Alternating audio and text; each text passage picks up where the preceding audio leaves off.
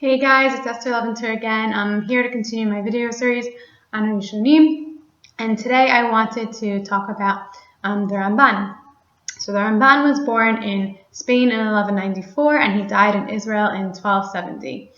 And at the early age of 15, he actually compiled Hilchot Nidarim and Hilchot Barachot in the style of the Rif's Sefer HaHalachot, because the Rif actually omitted these two topics from that work. He spent most of his life in Spain spreading Torah to his students, and he was acknowledged as the foremost halachic authority at that time. In 1238, he was called upon to voice his opinion about the Rambam's works. And now here is where we get into, Rambann versus Rambam. What's the difference between the two of them? Why do so many people confuse them? Why do people know more about one than the other? And they were actually authoritative in different parts of Spain.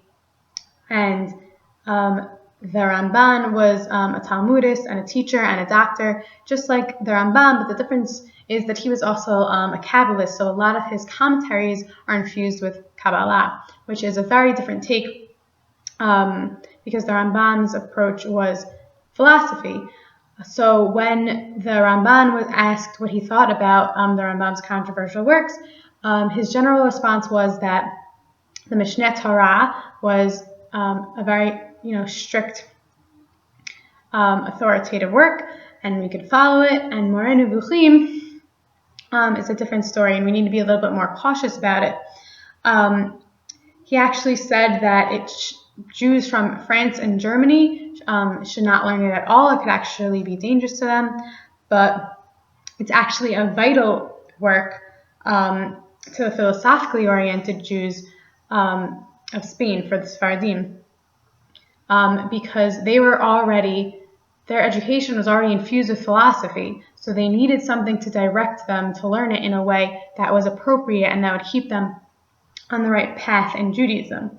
But he also emphasized that Moreh Nevuchim was not meant to be learned with large groups of people. It was not meant for the masses. It was a one-on-one type of work where you learn it individually or with a few people, because you really had to be philosophically oriented and a deep intellectual thinker in order to appreciate, comprehend it, and use it in the right way and not in an inappropriate way. The Rambann wrote Hasagot HaRambann, which is work where he defends a work called Sefer Hilchot Gedolot against the Rambam's critique of it. He also wrote Melchamot Hashem, which defended the decisions of the Rif. He doesn't follow the Rif on everything, but he follows the Rif on many, many things, which is interesting because many of the rulings of the Rif that he would follow would actually go against the prevalent customs of the time. He wrote many, many chidushim on the Talmud, and like we mentioned earlier, he infused a lot of his comments with Kabbalistic ideas, and he wrote many other works as well, such as Igeret HaMusar and Sefer HaGeulah and Torat HaAdam. In 1263, he was actually expelled from Aragon after he won a dispute, in which afterwards fanatical Dominicans framed him for speaking against King James, and who was the king of Aragon at the time.